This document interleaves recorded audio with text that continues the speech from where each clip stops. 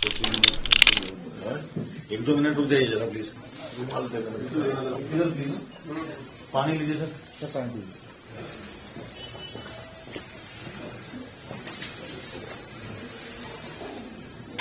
देखिए, मुझे नहीं मालूम कि बीजेपी के नेताओं को जो पूरा देश चला रहे हैं, एक मनगढ़ंत सोशल मीडिया पे चले समाचार को आधार बनाकर और इतना बड़ा निर्णय, मैं उनकी सरकार में कैबिनेट मंत्री था, सीनियर मिनिस्टर था, सबसे मेरे बहुत व्यक्तिगत संबंध थे, अमित शाह जी से, नड्डा जी से, प्रहलाद जोशी जी से, सबसे बहुत अच्छे संबंध थे।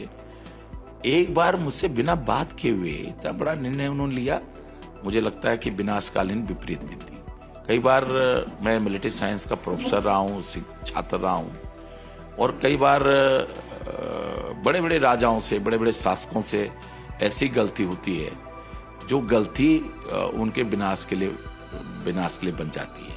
तो मुझे लगता है कि केवल सोशल मीडिया पे मैं प्रहलाद जोशी जी ने मुझे बुलाया था, हम लोग देहरादून से चले, भीड़ थी इसलिए देहरादून से चलने में देर हो गई, फिर रास्ते में भी जाम था, और मैं तो आज प्रहलाद जोशी जी से और अमित शाह से मिलना चाह रहा था।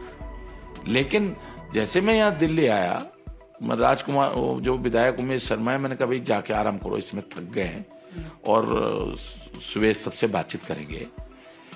तब तक मैं सोशल मीडिया में और मीडिया में देखने लगा कि इन्होंने मुझे निष्कासित कर दिया। तो मैं एक चीज आप बता दूं, मैं अगर कांग्रेस छोड़ के भाजपा में नहीं आया होता तो मैंने भाजपा सरकार से 4 साल पहले रिजाइन कर चुका होता, क्योंकि मुझे बहुत मंत्री का शौक, पद का शौक नहीं है। बहुत बार मंत्री रह गया हूं, 9वीं बार मैंने धामी जी के साथ 9वीं बार मैंने मंत्री पद की शपथ ली है, इसलिए बहुत शौक नहीं है मुझे। मैं तो सिर्फ ये है कि काम करना चाहता था। मुझे कभी बार ऐसा लगा कि जैसे मैं कोई पर्सनल काम बोल रहा हूं। अरे अगर सेंट्रल स्कूल बन जाएगा कोटद्वार में तो क्या हरक सिंह के बच्चे पढ़ेंगे वहां? अगर वहां मेडिकल कॉलेज बन जाता, मैं दून मेडिकल कॉलेज, देहरादून में दून मेडिकल कॉलेज बनाया, सारे लोग विरोध कर रहे थे क्यों मेडिकल कॉलेज बना रहे हो। आज कोरोना महामारी में दून मेडिकल कॉलेज ने सबसे अधिक फायदा दिया है। मैंने मायावती के समय में 4 जिले बनाए, उधम सिंह नगर, चंपावत, बागेश्वर, रुद्रप्रयाग जिला बनाया। उसके बाद कोई जिला नहीं बना उत्तराखंड में, तो कोई मैं अपने लिए काम किया क्या? मैंने 7 तहसीलें बनाई उस समय मायावती के बहन जी के साथ रह के, ऋषिकेश, विकास नगर, श्रीनगर, घनसाली, कपकोट, गैरसैंण और पोखरी तहसील बनाई।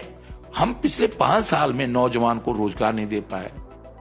मैं लड़ता रहा कि उपनल के 22,000 कर्मचारियों को सम्मानजनक मानदेय वेतन मिलना चाहिए। ये उत्तराखंड हमने कोई नेताओं को रोजगार देने के लिए बनाया क्या?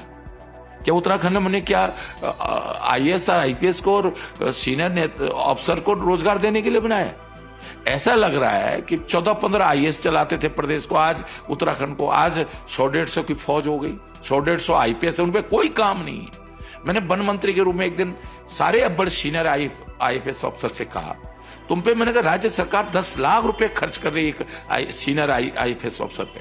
मैंने दिल पे हाथ रख के कहो कि तुम 100 रुपए का काम भी महीने में करते हो क्या? कोई काम नहीं उनके पास। तो क्या इसलिए हमने उत्तराखंड बनाया क्या? इसलिए हमने नारा लगाया था कि आज दो, अभी दो, उत्तराखंड राज्य दो, कोदा झंगोरा खाएंगे, उत्तराखंड बनाएंगे।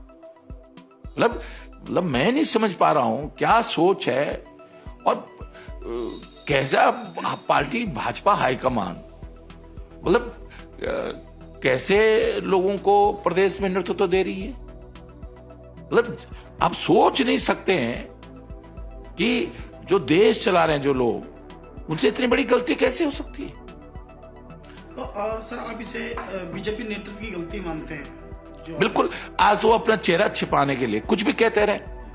मैं जिस दिन मुंह खोलूंगा उस दिन बहुत विस्फोट हो जाएगा देश की राजनीति में। लेकिन मेरी नैतिकता है, जिस तरह मैंने अमित शाह जी से वायदा किया था, मैं छोड़ के नहीं जाऊंगा पार्टी को। मैंने उस वायदे को, मुझे बहुत कल इतना भार मेरा हल्का हुआ, क्योंकि मैंने एक दिन अगर किसी को कोई बात कह दी, वो उस चीज को भूल सकता है, मैं नहीं भूलता हूं। ये मैं व्यक्तिगत किसी मजदूर को भी मैंने कह दिया कि मैं तेरा एक काम करूंगा, मैं सारी राजनीति उसके लिए दांव पे लगा देता हूं, लेकिन उसका वो काम करा के छोड़ता हूं। मैं किसी को झूठा आश्वासन देता नहीं, आश्वासन दे दिया, अपनी सारी जिंदगी भर कमाई को भी जिंदगी भर के राजनीतिक को भी दांव पे लगा देता हूं उस चीज के लिए। अगर मैंने देर हो सकती है लेकिन अंधेर नहीं होती है। लेकिन कैसे ये लोग इतना, आज सोशल मीडिया के फर्जी समाचारों पर कोई किसी का अंकुश है क्या? कोई भी कुछ चला देता है। अरे मैं दिल्ली आ रहा हूं, आपने मुझे दिल्ली बुलाया, प्रहलाद जोशी ने कहा मैं अमित शाह जी से समय मांग रहा था मिलने के लिए, आज मैं उनसे मिलता। सर बीजेपी का अब अपना वो छिपाने के लिए क्या करें कि वो 2 टिकट मांग रहे। अरे आपने पिछली बार यशपाल आर्य, संजीव आर्य को टिकट नहीं दिया क्या? कहां गए तुम्हारे सिद्धांत? क्या आपने जो है उसको टिकट नहीं दिया क्या? आपने राजनाथ सिंह जी और उनका लड़का नहीं है एमएलए क्या? कहां गए तुम्हारे सिद्धांत?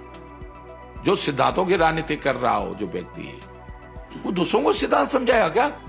सर बीजेपी का कहना यह है कि अटकलें थी कि आप कांग्रेस ज्वाइन करने कोई, देखिए गोदयाल जी का फोन आया, कई बार आया, और मैंने कहा प्रहलाद जोशी से, प्रीतम सिंह जी जो लीड अपोजिशन है, मेरे भाई हैं, उनका फोन आया। जब मैं कांग्रेस में था, मैं भाजपा के लोगों का काम नहीं करता था। माने शिल्पकार जी शिशु मंदिर, रानीखेत का शिशु मंदिर का काम था, मेरे पास आए, मैंने किया काम। मैं विकास के मामलों में राजनीति से ऊपर उठकर सोचता हूं।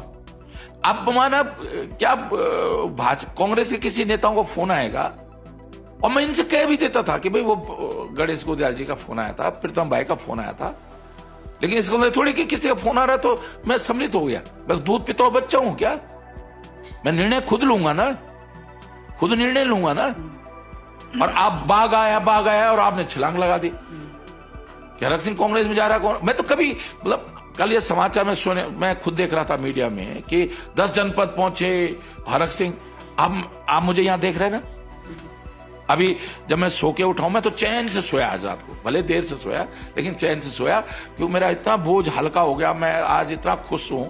मैं उस केदार बाबा का, बद्री केदार को, तारकेश्वर महादेव को, सिद्धोली बाबा के चरणों में, धारी माँ के चरणों में बहुत प्रणाम कर रहा हूं कि इनको भगवान ने, इन भाजपा के लोगों को, नेता को ऐसी कुबुद्धि दे दी आपने, और आज मुझे लगता है कि मेरे माध्यम से उत्तराखंड का कोई भला होने वाला है। सर क्या आप अपनी पुत्र वधू अनुकृति के लिए जो टिकट मांग रहे थे उस कारण कोई? देखिए ये अब ऐसा ना, मैंने कहा ना कि अपनी कमी को छिपाने के लिए इनसे गलती हो गई।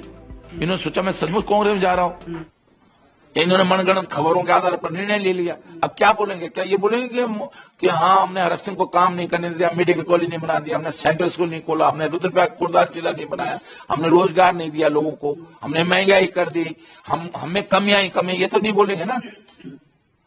अरे जिनके घर शीशे होते हैं उनको पता नहीं मानना चाहिए। मैं इन सबको समझता हूं ना, सबको समझता हूं मैं, ऊपर से लेकर नीचे सबको जानता हूं मैं। सर इस विधानसभा ऐसा ना, हमाम में सब नंगे हैं। मैं सिर्फ इतना कहना चाह रहा हूं। अब मेरे पे लांछन लगा के, मेरे पे पत्थर डाल के, कि मैं इसलिए, मैंने प्रहलाद जोशी से सिर्फ 3-4 दिन पहले कहा, मैंने कहा देखो मैं अभी वहां गया था, लैसरोन गया था, वो लड़की बहुत अच्छा काम कर रही है, आप एक बार, मैं नहीं लड़ना चाहता हूं चुनाव, आप उस पर विचार कर लो। इतनी बात हुई थी। उन्होंने कहा ठीक है, आपने कहा है, मैं अमित शाह जी से, नड्डा जी से इस मुद्दे पे बातचीत करूंगा। सर विधानसभा चुनाव ये जो 2022 का, इसकी हवा क्या आपने पढ़ ली? कहा जा रहा है कि बीजेपी इस चुनाव में अच्छा रिजल्ट देगी। कहां से आएगी? ऐसी बुद्धि आएगी तो कहां से आ जाएगी? तो इसलिए आप कांग्रेस में शामिल नहीं, मैं इसलिए नहीं सम्मिलित हो रहा हूं। इन्होंने निकाल दिया तो क्या करूंगा मैं? घर तो बैठने वाला व्यक्ति नहीं हूं, मैं तो कफनवादी की राजनीति करता हूं। तो अब आपका भविष्य क्या होगा सर? क्या है? मुझे कोई भविष्य नहीं चाहिए, मुझे उत्तराखंड का भविष्य चाहिए। क्या मुझे कोई अपना भविष्य, उत्तराखंड का भविष्य, कांग्रेस की सरकार आ रही है, पूर्ण बहुमत से आ रही है, और जो नहीं भी आनी थी वो अब आ गई। सर किस राजनीतिक पार्टी में आप जा रहे हैं? मैं देखिए कोई दूसरा नहीं, मैं देखिए कांग्रेस के साथ बातचीत होगी, अब करूंगा मैं बातचीत, तो कांग्रेस में जाऊंगा, नहीं तो मैं किसी और राजनीतिक दल में नहीं जाऊंगा। बिना सम्मिलित हुए कांग्रेस के लिए काम करूंगा, कोई शर्त नहीं, कोई कुछ नहीं। मैं कांग्रेस के लिए, कांग्रेस से सरकार लाने के लिए काम करूंगा, निस्वार्थ होकर करूंगा।